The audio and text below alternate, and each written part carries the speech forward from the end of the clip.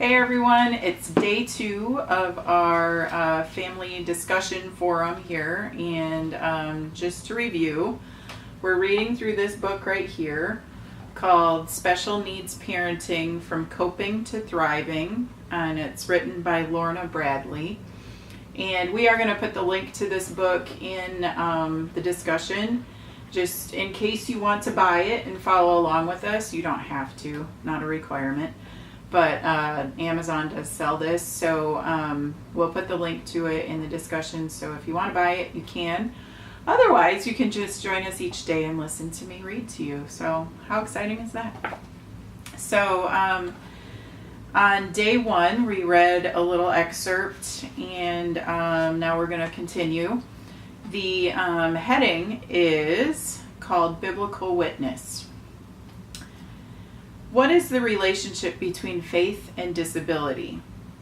There are many passages in the Bible that seemingly indicate a relationship between faith and receiving a cure from disability. When the hemorrhaging woman touched Jesus' cloak, he told her, "Daughter, your faith has made you well." That's found in Mark 5:34. A blind man came to Jesus, and he said, "Go, your faith has made you well." That's found in Mark 10:52. After curing the demon-possessed boy, a child seemingly with a seizure disorder, Jesus replies to his followers, "For truly I tell you, if you have faith the size of a mustard seed, you will say to this mountain, 'Move from here to there,' and it will move. And nothing will be impossible for you." That's found in Matthew 17:20. There are many more stories such as these that seem to connect faith and receiving a body that functions as designed. While these miraculous stories are amazing, praiseworthy events that reveal the character of God and the divinity of Christ, these are not normative experiences. Jesus came and cured some, not all. John 5 tells the story of Jesus visiting a pool near the sheep gate of Jerusalem.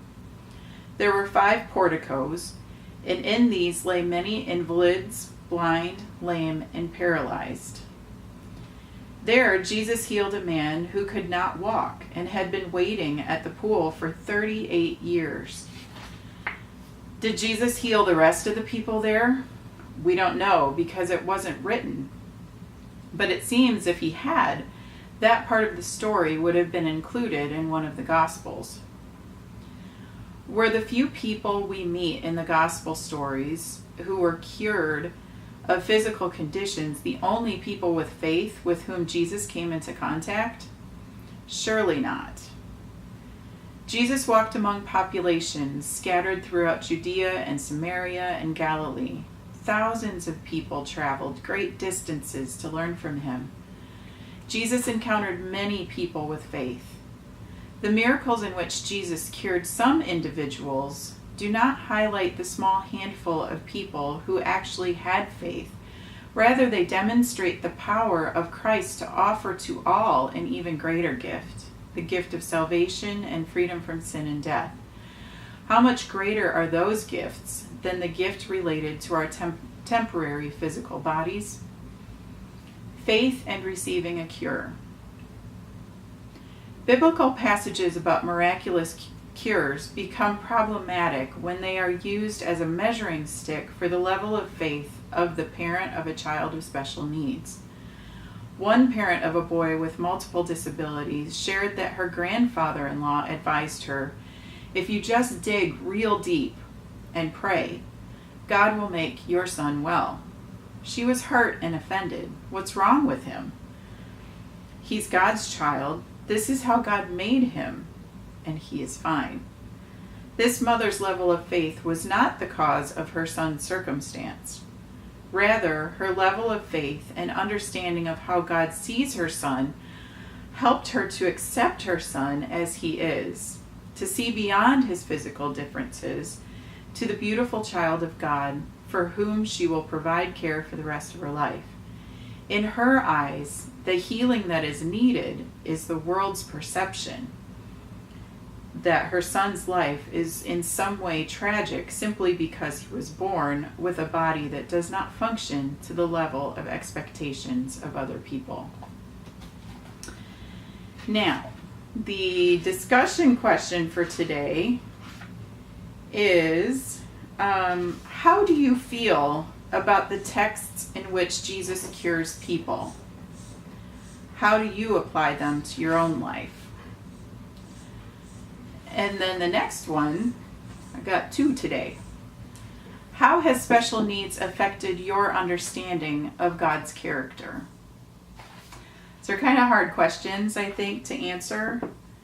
Because a lot of times we read these scriptures in the Bible, we hear the stories, and we wonder why God's not doing that for us. So it's a thought-provoking question to look at the character of God through that lens, because the character of God is so vast and so amazing. It's hard for us to comprehend and understand his plan and everything that he does. Of course, we wish that God would just come and heal, in our minds, heal every child, every person that has some sort of limitation. But, you know, God has other plans, and sometimes it's hard for us to walk through that and understand it and trust it.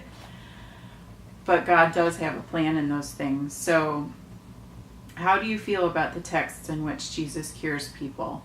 And how do you apply them to your life? It may be in a good way, it may be in a bad way, I don't know, but we can be honest with each other here and talk about what those scriptures say to us and how we respond to them. And then the other question was, how has special needs affected your understanding of God's character? So just be honest with us here. I mean, there's no right or wrong answers. We just need a level of honesty and transparency with one another so we can help each other walk through these questions and walk through the struggles that we face each day. So thank you guys. We will see you tomorrow. Bye.